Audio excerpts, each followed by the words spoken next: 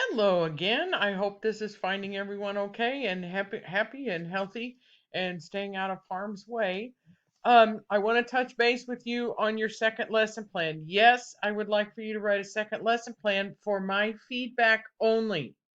I realized now I was waiting to see what the governor was going to do about opening or not opening schools, and obviously, the time frame is beyond our reach for you to get back in the schools. I'm very sorry to say, but I do want you to write a second lesson plan, and I want you to include all of the parts that you can because I want to give you feedback on it. Now, this lesson plan, you're going to say, I can't get into school. I have no books. I have no textbooks. I don't know what to do. Okay, here's the deal.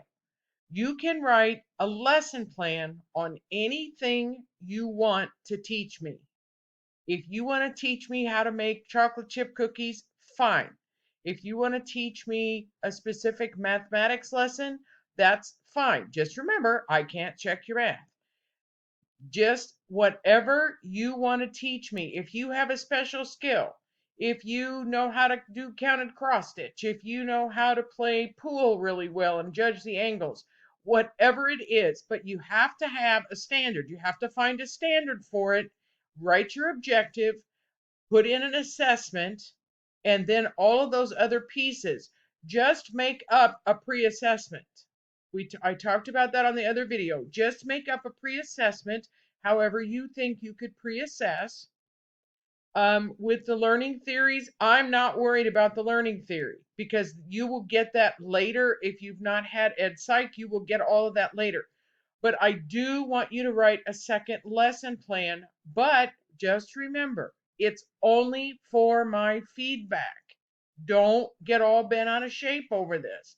If you have already written a lesson plan, a second one, I've already looked at one. I know a couple of you have them in the pipeline already. Go ahead and finish and shoot it to me.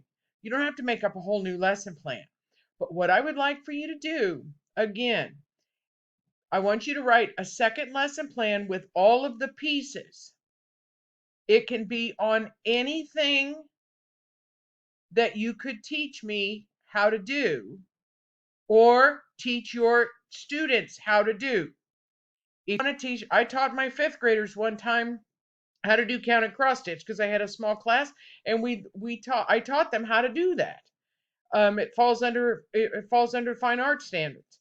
You can teach them whatever you want. If you want to go back to the peanut butter and jelly sandwich, I don't care. But you have to fill in all the pieces and then you're going to send it to me, put it in the appropriate box in live text, and I will give you feedback on it. I want you to be able to do this because as things shake out, going into the fall semester, you're going to be expected to write a lesson plan. I want you to be ready for that. But I also understand we have to make adjustments. We have to make things work here. So no worries. Just shoot me it when you get it done. Shoot me a second lesson, please and thank you. And it will pop up in my live text, and I will get it. I will get back to you, and with feedback on it. But be sure that you're doing that academic language section. Remember that first one, identify a language function, is just the verb from your standard and your objective, just the verb. Then you have those content words. Put those in there. And then when it talks about supports, how are you going to ensure student understanding of those words? How are you going to check to make sure they have the background knowledge for the words and that you're going to teach the words that you're going to use in your lesson?